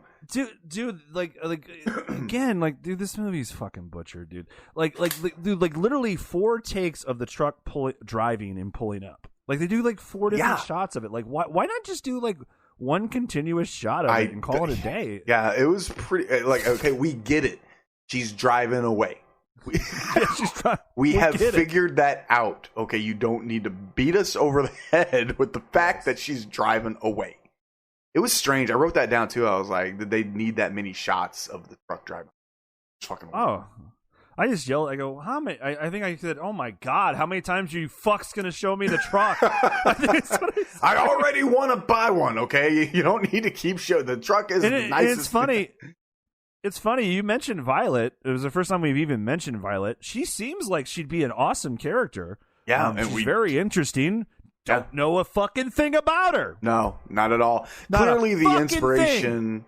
Yeah, she's clearly the inspiration to like AJ in the video game. Oh, definitely. And she's, you know, what little Tiffany Helm has. She's okay. She's fine. You know, and no, she's good. She's totally fine. Yeah. Do you know who her mother is? Who Tiffany Helm's mother is? Ooh, yes. Did I? The actress, and no, I mean you'll know her when I tell you. But the actress that played Kristen's mom in Dream Warriors and Part 4. Oh, really? Okay. Yes. Huh. I believe so. Wow. I believe so. All right. Yeah. But yeah, it's a shame. Because there's kind of she's got a unique look. She got to pick out all of her clothes, and she got to dress herself and design her own character. She's cool. She did a great job. She does. She is memorable at least by a fucking appearance. Yeah. Her, like this scene. Well, I don't know for that, but the one thing we haven't mentioned yet either. The soundtrack in this is great. Is really good. Yeah. I really like this song. That song that she's dancing to. Yeah, it's Pseudo Echo is the name of the band. Yeah. The song's called His Eyes. Yep. Yeah, it's a really fucking kick-ass tune, honestly. It's actually on one of my Spotify playlists. Love it. Good shit. Yeah. But yeah, we're pretty much there because Reggie goes to bed. Well, it says he goes to bed. But poor Jake gets shot down by Robin. Yep. And Jake's the kid. He's got a stutter. And we've only heard him like maybe 1 or 2 other times in the whole fucking movie anyway. Which is which is really why it's so weird to have that like shot, that money shot of these kids that we've only met one of them really with any significant time, and that's Reggie. Because it seems like following this shot should have been like a game of cat and mouse where these 4 kids are trying to fight off and survive the serial killer that's coming to attack them. But instead, we get yet some more bland kills. Yeah, and we also get to see Robin walk around topless. Yeah, we got to see some Robin boobs. What is the dude? She takes off a nightgown and she has nothing on underneath it. Like, come on, man. Yeah. Like no bra, no sports bra, no tank top, nothing. Okay. So no, poor Jake gets shot down by Robin. Goes up to talk to Violet. Violet's preoccupied with her dancing, and she does very good with that dancing too. She did a really good job with that dancing too. She's fantastic with it. She's really good. Fuck yeah. So Jake gets killed, and then Robin gets killed, and then Violet gets killed. And I don't give a shit about any of them because none of them are interesting. We don't see any cool gore. I will say we get to with him, we get a little insight into him. He's a shy guy, but it's literally we get the insight literally moments before he dies, and then it doesn't matter. Yeah, exactly. So it doesn't matter. Yeah, it's all wasted. We actually get to know a character a little bit, one of these kids, other than Reggie, other than Tommy, and like, you know, who cares? He just dies 2 minutes later anyway. Let's talk about poor Jake for a quick second, actually. So when he got shot down by Robin, do you think he was trying to go after that, put the moves on Violet, or do you think he was trying to go to Violet and be like, Robin shot me down? I think he was going to Violet for advice, and I think so too. If she could talk, that's 100% how I took that. I took it the same way. Upset and wanted to talk to Violet, see what she thought. Maybe she could talk to her. I don't know. Yeah. Now you see what we just did. Yeah, we established a character. We did. Yeah, guys, that's how it's done. You know, it's funny too to like establish character development. It's really not that hard. No, it can literally. Do you realize it could be like 1 or 2 lines of dialogue? Like that's it. Sometimes that's all you need. Mm-hmm. Like it'll suffice. Like we don't even. Again, like Pam and the main, I'll just keep calling him the main dude because I don't even know the fucker's name. Matt. And I've seen this movie. Matt. I've seen this movie 20 times. Don't even know the fucker's name. Don't even know. And I have a memory like a motherfucker. Like I remember characters' names like crazy in movies. I remember years movies came out. Yeah. But I cannot play like Matt. Okay. Yeah, sure. Where's he from? What did he do? How did he get into this business? Right. How did he get into this line of work? He's got a scar. What happened to him in his childhood that made him want to help kids? Right. But it doesn't matter because that's not what this movie's about. This movie's about a bunch of kills that aren't that great. Yeah. A story that's weak as fuck and showing some TNA. That's really pretty much it. That's it. All right, let's go. We're getting there, huh? Yeah, we're pretty much there. We've killed them. We do get the reveal. Pam finds the Ford breaks down. It doesn't explain how come the Ford breaks down at all. It just does. It doesn't like allude to it being tampered with or anything. It just conveniently breaks down, and then it starts raining. It's fucking second car to break down in this movie, mind you. Yeah, second car. We do get the reveal of Matt. Matt is found. He's dead. Yep. His throat was son's killed too. We glossed over Ethel's son. Yeah, that's right. Again, it's easy to forget. It's kind of pointless. It is. Even it's kind of funny. Like I feel like I know Ethel and her son more than the kids at they have more screen time than any of those kids. Yeah. Which is fucking way more strange. Very it's so strange. It's strange. And again, I like Ethel. She's funny, but it is what it is. His kill's actually not bad. His kill's one of the stronger ones for sure. Yeah. Yeah, because the fake head actually looks pretty good. Yeah, it looks like him. It does. The fake head is pretty solid. Not bad. Her kill sucks. She does the best she can with it, though. You know what I mean? Her performance. Because she like squeezes that tomato and shit. Yeah.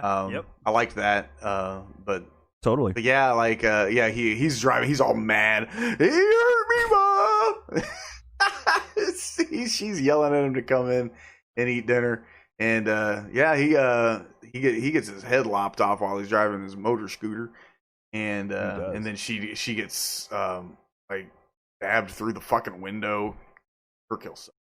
But we do find Matt. He's it would have been nice to see this kill, to be honest with you, or at least the display of the body, because his throat is slashed and then he's got a fucking railroad spike through his head, hanging him to a tree. Now, with that being said, what kind of fucking drugs is Roy taking to be able to do some shit like that? Roy is juicing for sure, man. Roy is juicing. He's gotta be jacked. Yeah. Jesus. He saw his son fucking die, and he's like, man, he just went off on a steroid binge and started killing people. Yeah. Clearly. My cat. I don't know. Hold on just a sec, bud. My cat wants out. Sure, no problem. Let that cat out. Who let the cats out? Oh. Bum, bum, bum, bum, bum, bum, bum, bum, bum, bum, bum, bum, bum, bum, bum. He's singing "Who Let the Cats Out." Yeah, are you back? All right, welcome back. No, the what was I saying? Who was I talking about? We were talking about Ethel. Oh, Matt. Oh no. We were talking about jacked up Roy. Yeah. So, well, even like Matt's kill, like not only does that character get no character development whatsoever, he didn't even get an on-screen death. No, he didn't even get an on-screen death. Yeah, and neither did George. Neither did George, Reggie's grandpa. Yeah. He gets thrown through a window at least. Yeah, he gets thrown through a window, and you see he does get some good makeup on his face because his eyes are all gouged out. That was my next question. Why does Roy injure eyes in this movie? I don't know. You don't like it when eyes get fucked with. No, I don't mind it. Oh, okay. It doesn't freak me out. But did you, if you really noticed, the sheer kill, the tree kill, this kill, definitely George's.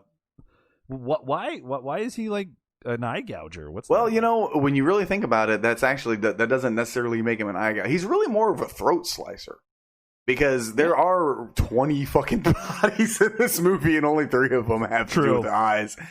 So there's so many. But you know what? A lot of throat slashing. Yes. So it's let's finish this fucking turd up. So Reggie is asleep. It's so funny because I'm kind of using the Wikipedia to guide me through this, and you would think that all of these kills would amount to some sort of a large amount of description, but it's literally nothing. Jake and Robin are killed. Ethel and Junior are killed, as are Jake. Yes. It's like so fucking weak, dude. Robin and Violet are killed after Reggie falls asleep. Yep. And then he wakes up and he finds all the bodies upstairs, and then that's when he fucking bails the fuck out of there. Well, yeah, because Pam shows up and they find the bodies in Tommy's room, and of course that's kind of, oh no, Tommy killed him. Blah, blah, blah. Yeah, it's gotta be Tommy. Yeah, and then fucking Roy busts through like he's in rage mode. Yes. He's just a normal human. I will say that is a really good shot. It is a good shot. It does make for of Roy. It does. Boom. So they run through the woods for a while. Pam is wearing a white blouse, so they have to have it raining. And she was probably ordered to not wear a bra. And also, she has a pink sweater that disappears and reappears throughout this chase in the rain. Yeah, it does. Oh my god! So we're at the final confrontation. Reggie busts out on the tractor, and he essentially slams it into fucking the killer's chest. And we already know it's a Roy. We have spoiled that a long time ago, guys. This is, but I will say this though. This is where we do get to realize that it's not Jason. You can tell, even if you hadn't seen the movie before. Definitely, because he very much reacts to the fact that he's bleeding pretty badly and shit. Like he looks at it, he's like, "Oh my god, I am fucked up right now." You know? Yeah, well, he gets fucked up by the Pinehurst Pam Saw massacre, man. I love it. Oh my god, that's good shit, dude. Because she does. She busts out with a fucking chainsaw. Man. And Pinehurst Pam Saw massacre. I love it, man. I love it. That's good shit right there. We need to make a short story. Thank you. But yeah, she gets a jab in on him, fucks him up, and then it runs out of gas. So she launches it at him, and her and Reggie end up climbing to the top of the barn just as Kung Fu Jarvis walks in, and and just stands there like a fucking idiot. Yeah, like a fucking moron. Roy walks up and slashes him across his chest. Bro, he's walking towards you with a machete. Snap out of it, bro. Listening. Like Pam and Reggie were both trying to tell him, "Or Tommy, run!" And he's just like, he's like, Jason.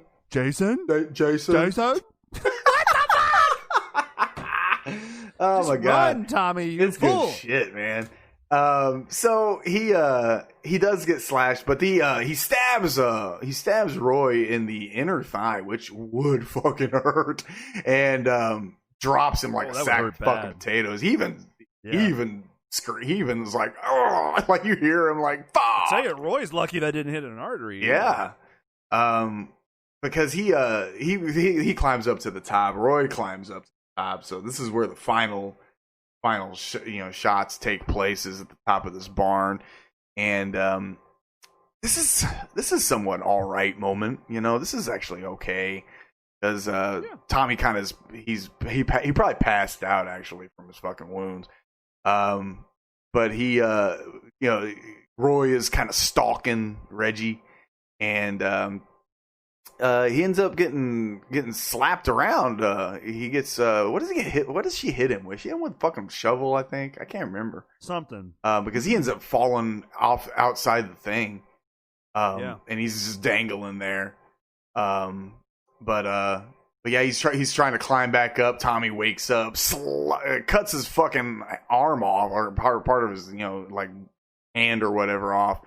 And that's when we see the fake ass body fall on those spikes. Oh man, that looks so terrible. Bad. It does. It looks terrible. Oh my god. That actually the stuntman falling was actually done by John Hawk. Because he played Jason in the opening dream sequence, and he performed this stunt as well. Because Tom Morga Tom Morga played Tom Morga actually played the killer. And Jason throughout. Yeah, well, he gets hit with the tractor and all that. That's Tom Morga. He's doing all. When Reggie hits him with the tractor, and I think Tom Morga plays Jason once when Tommy's looking out the window and he's down below. I think that's Tom Morga in the actual Jason. Yeah, that too. Yeah, I like Tom Morga. Tom Morga's a big stuff man. He's done a lot of stuff actually. So here's my question, and I actually don't know this: who played the killer in this movie? Was it Dick? No, it was mostly Dick Tom. Did he? It was Tom Morga. It was mostly Tom Morga. Yeah, okay, to my knowledge, yes. To my knowledge, yes. Okay, because I know Tom played Jason in a few. That's how I've always been told. That's how I'm pretty sure. Tom. You mean like even like in like? I mean, like, even in the stalking sequences, like the end when he's doing battle with like Pam. Is that Tom Morga? Should be. Yeah. Okay. Should be. Yeah, that's supposed to be Tom Morga. Yeah. Okay. Yeah. To my knowledge, yes. Yeah, because I knew he played Jason in like a lot of the hallucinations and stuff like that. Yeah. And at the final sequence. Yes. I wasn't sure if he actually played Roy the killer throughout the movie. Yeah. Well, like when Roy gets hit with the tractor by Reckless Reggie, that's Tom Morga. Because I remember Tom Morga talking about, and I guess that stunt was like very real too. By the way, like he really gets rammed by this tractor and goes flying. What the fuck? Yeah, pretty fucking cool. Pretty fucking cool. Yeah, that's fucking ballsy. And if you really look at it, if you watch that, if you like rewind that a couple times and watch it in full speed. It does look pretty real. It looks really real. It looks very real. It does. It's a good stunt. It's a good stunt. So this is where we find out it's Roy Burns. The EMT. The reveal, and Roy has a super elaborate like rubber fucking head mask thing that makes him look bald, and it's fucking dumb. And I guarantee you, half the people that watched this movie the first time they saw it, when they saw the killer, they go, "Who the fuck is that?" They probably forgot. They forgot. You know it for real. I mean, because we only saw him 2 other fucking times in the whole movie. It would have made more sense for it to be Tommy. See, and that's why this movie sucks. Or I'm sorry, that's why this story sucks. Yeah, because dude, you should be. In a whodunit red herring, you should be stunned or surprised who the killer is. Not, oh, the EMT guy? Wait, it's that guy? What does he have to do with any... Okay, sure. Yeah, and then... Yeah. Oh, yes. At the hospital. Oh man, that was... Roy is Joey's father. He must have just lost his mind. I tell you, kept a secret all these years. I don't know how. Kept a secret all these. How do these? How did this small town not know that was his son? Yeah, Come on. They would. They all know him. It's bullshit. It's fucking Bullshit. strange. So we do have the dream sequence. Pam goes to check on Tommy. Oh, he wakes up and stabs her. Yes. And then he wakes up because he's dreaming. And then we have these Another hallucination, the Jason hallucination thing, and he makes. I will say one thing about this movie. Another thing I do like about this movie, other than Shavar Ross's performance as Reggie and a couple other characters, Jason looks really good. Yeah, the Jason does look really good. Yes, not Roy, no. But in this final hallucination from Tommy, Jason looks fucking dope. Yeah, he looks great. Blood, he does. He's got blood by his head and his neck and shit. He looks fucking fine. It makes me wish that this was a Friday the 13th film. I mean, I will say this. Okay, here's the biggest difference between this and Jason Goes to Hell for me. At least this one feels like a Friday movie. Okay, yeah, that's fair. That's fair. It does. Jason Goes to Hell at no point in that movie, other than the first 8 minutes or so, does it feel like a Friday movie to me. That movie just doesn't even function. No. I mean, they don't even use the original score. They use the score in this. There's we're in the woods a lot. It just feels like a Friday movie. The kills feel like a Friday. Some of the stalking, the POV kills, it feels like a Friday movie. This one at least has that going for it. Yeah, at least has that. Yeah, very true. But that's really as far as it goes for me. At the end of the day, man, like I said, even if you're on the fence with this movie, you're like, it's not that bad. Maybe it's not that bad. But it's not that great, but it's not that bad. Guys, I'm telling you, watch part 4, part 5, and part 6 back to back. This fucking thing sticks out like a sore thumb when you do it that way. Sticks out like a sore thumb. Across the board, guys. Acting, directing, storytelling, fucking the practical effects of the kills. Everything. It's like everything, dude. This one man.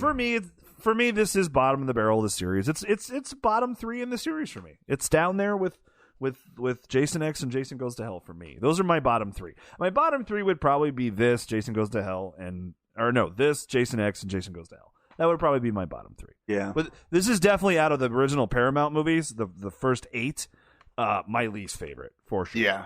Yeah. Okay, man, let's grade it, man. Go for it. Probably. I'm going to give it a 1.5. I'm going to go 1.5 steaks through Roy Burns' roid raging fucking heart. Yes. Yeah. I'm right there with you. I don't think I've ever given a 1.5 before, but that's what I was going to give. 1.5. I don't really need to reiterate why. I've pretty much made that clear. I just don't think this is a very... Again, I'm going to say this is a very competently made film. Well, it's not. And I get that it's a 5th sequel in a Friday fucking franchise, but it doesn't mean it has to be total, terrible, does it? Does it mean we can just phone it in? Does that mean that just because it's a 5th sequel in a franchise, does that mean that we can't have a decent story? We can't have cool kills instead of just a bunch of shitty kills? I don't know, man. Yeah, I don't know. Yeah, at the end of the day, it's fine. But look, you know what I find ironic? There are a lot of people that die that stand for this fucking movie. And look, man, that's your. At the end of the day, I do understand why a Friday fan would like this movie, even as a guilty pleasure. I get that.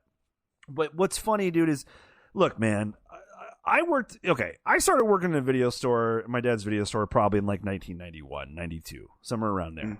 I used to talk horror and movies with customers all the time. Obviously, it's just I'm a talkative person. Someone brings back Nightmare on Elm Street 3 Dream Warriors and returns. I go, hey, man, dope movie. Of course I'm going to bring up a conversation. It's cool. Yeah. But here's what I do remember, and I vividly remember this. This movie was feedback from people, from customers that I knew were Friday fans, or just over the years, from just talking to people, like people just did not like this movie. Right. They did not. People like this movie was such a disappointment and gut punch to this fan base when this movie came out. It's like I can't even that's a fact, guys. Like, people were not happy with this movie. There's a reason that a year later a sequel came out called Jason Lives. There's a reason. That's why. 100%. That's a reason. Yes, and the reason being is that this fucking movie sucked and pissed. The direction that they were trying to go with this, people were just not digging. No, like, would you have liked to play out that Tommy Jarvis being the new Jason plotline? Not me. Nay, me, bro. I mean, it does. Can you, Matt? The thing about it is that it's such a slap in the face to the Tommy Jarvis character, because you take this kid who fucking steps up and saves his sister's life and shit. You know what I mean? And then goes through hell in a shitty movie. You know, and then you're gonna be like, hey, you know what, by the way, that what he did, where he stepped up, saved his sister's life, all that good stuff, yeah, we're gonna make him a fucking psycho now. Yeah, I'm so fucking shitty, dude. Like, why would you do that to I'm so glad. Pretty cool character. Because I'm telling you, the reason that they changed because they were going to go that route, dude. That's the route they were going to go. And I'm glad they did. Oh, yeah. Because, well, number one, we would have never gotten my favorite Friday movie, which is part 6, Jason Lives. We would have never gotten that movie. We would have never gotten Tom Matthews as Tommy Jarvis. Like, we would have never gotten any of that. So I'm thank goodness they did not go that route, dude. I just no, and I agree with you with everything you said. Yeah, it just totally undermines everything that Tommy did as a heroic character. Yeah, like no. So I'm just really glad they didn't go that route, and I'm really glad that the fan base was vocal in letting them know that they did not like this movie and they did not like the direction it was going. Yeah. And I'm glad Frank Mancuso Jr. and everyone else at Paramount listened to the fans. Yeah. And listened to them. And we got because here's the thing, the next movie, Jason Lives, which I think is the best in the franchise, and I think most fans would agree it's top 3, top 5 in the series. Yeah. Easily. The next one didn't even do that great at the box office because of this fucking movie. Right. Because people felt that people felt duped. People felt ripped off. And the Jason Lives didn't become a hit with the fans until VHS, man. Right. Until it got released at video. Yeah, you're right. That's when people figure, like, oh my God, it's back. This series is good again. So, that's kind of the effect. Like, this movie reminds me so much. This is for me. This is Friday's Halloween 3. This is Friday's Halloween 3. This is Nightmare. This is Friday's Nightmare 2, where it just doesn't really fit with what direction they were trying to go with it, man. It just doesn't fit into this franchise. Like, if they would have went this Tommy Jarvis as the new Jason direction, God, that would have sucked, dude. Thank God they didn't. Oh no.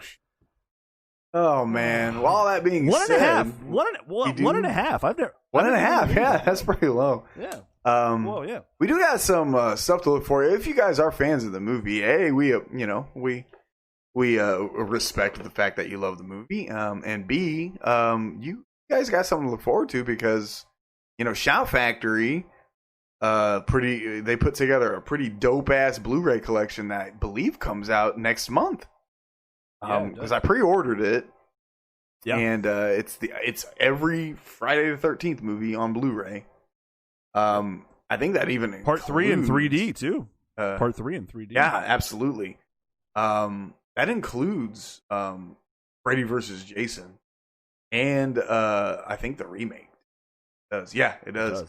So, and there's some pretty cool stuff for this movie that's going to be on there. It's they restored the mono track. They added a new audio commentary with Melanie Kinnaman, Deborah Voorhees, Tiffany Hell, and author Peter Brack. And then there's a new fan audio commentary with Adam Green and Joe Lynch. That's funny. Really? Yeah, that's weird. I'm really looking forward to that, honestly. That's fucking random. Yeah. That's dope. And then it's got a lot of the same stuff that's on the current one that's out right now, like the Lost Tales from Camp Blood, the Crystal Lake Massacre stuff. And then it's got some TV spots too. Sure. But yeah, it's pretty exciting to get some new Friday the 13th. I can't wait till this thing ships to me. It's packaged. So, bro, I can't wait. It's I just look forward to the day that we actually talk about a decent Friday movie. We've talked about one good one. We've talked about one I like. We've talked about 3 total Friday movies. We've done Jason Goes to Hell. We have done The New Blood, Part 7. And we have done Part 5, A New Beginning. Yeah. I literally dislike 2 of the 3 of those. So, and meanwhile, I probably only dislike 3 in this entire series. Right? Which is and I don't hate the only one I don't hate this movie. I don't I don't hate it either. I'm not a huge fan of it. I find myself there's some parts where I start laughing, but honestly, I'm laughing because of how fucking bad it is. But at the same time, it's fine. It's whatever. But I definitely do not like this movie at all. I think I've made. I don't know. Have I made that kind of? Nah, I'm foggy on it. I'm foggy, man. I don't know, man. Yeah, this movie was a mistake. Let's just call it for what it is. This movie was a mistake. The mistake. You probably shouldn't have killed off Jason if you were just going to bring him back in the next movie anyway. Let's just everyone say, well, they were trying to do something different, but it's not a mistake. They were trying. Look, it was a mistake because they changed course. They admitted their mistake when the next movie was Jason Lives. Yeah, they admitted their mistake. Oh my god! They self-admitted the mistake, and a lot of people got love for Roy too, and I get it. He's a badass. He very efficient killer. Yeah, he is. I give him credit. He does. How? I don't know, but he is. Whatever. Makes no sense. Fuck this movie. Yeah. Well, guys. What do you think? Talk about a good movie. Yeah, what do you think about this? Let us know what you think of Friday 5 for real. Hit us up on Twitter, hit us up on Facebook, do something. Let us know what you think. You heard it here. We gave it 1.5. But it's homework time also. Next week we're talking about a good movie. We're talking about a good movie. A really good movie. We're talking about a good movie next week. I'm excited. Yeah, this one was your pick. Yeah. Yes, it was. Army of Darkness, a.k.a. Evil Dead 3, technically. Love Army of Darkness. Can't wait to talk about it. Love Bruce Campbell. Love the character Ash so much. I love Ash. Is one of the greatest characters in all of horror. I fucking love him. Yeah. Yep, I agree. So, there you guys have it. I look forward. I believe you can find. Army of Darkness streaming on Stars right now. If Stars, if you have, they offer a free trial. I believe it is streaming on Stars. I believe it still is. It has been for a while. Whether it's off Stars now, I don't know. But pull that up. You can watch it if you have Hulu. You can watch it. It is on it Stars. Hulu? It's on Hulu and Stars. Premium subscription for Hulu. It's on Stars on Premium. If you have Sling, I don't know anything about Sling. It's on Prime too. Apparently, Amazon Prime. Oh, is it on Prime? Yeah. Oh, damn. So, there you guys have it. That's your homework for next week. We're talking about Army of Darkness. And, we're talking about a good movie this time, guys. But thank you guys so much for bearing through this this interesting discussion. I know I pissed off a lot of people today, and I'm sorry. I just don't like this movie. You're allowed to like it. I just don't like it. If we made you mad, let us know. Yes. And you know what? Hey, tell us why. Try to convert us. Because like I said, I don't hate the movie either. I think I like it a little more than Andy. Our scores may be the same, but I do think I like it a little more. But definitely hit us up on Facebook and Twitter, guys. Nothing like a movie that's supposed to take place in 1992, but looks like it takes place in 1975. But whatever. Whatever. All right. Oh my God, that's good stuff. All right, guys. You got anything you want to add before we jump out of here, buddy? Nah, just fuck Roy Burns and fuck this movie. No, Roy's not my boy. I'm sorry, he's not. Roy, you're not my boy. You're not. You, dude. Here's the other thing.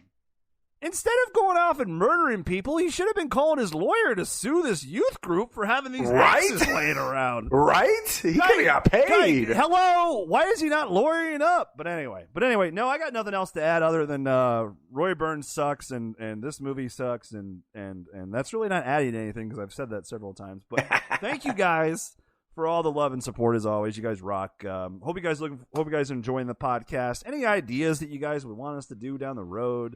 Definitely don't ever be shy to, maybe a movie you want us to talk about, a rankings episode you want us to do. Yeah, don't be shy. Hit us up. You can email us. You can add us on Twitter. You can add us on Facebook. Let us know. And looking forward to Army of Darkness next week, bro. Good talk. Yeah, good Friday talk. 5, a new beginning in the books. Let's go. Take us out. All right, guys. With all of that being said, thank you so much. And we'll catch you on the next episode. Those damn enchiladas!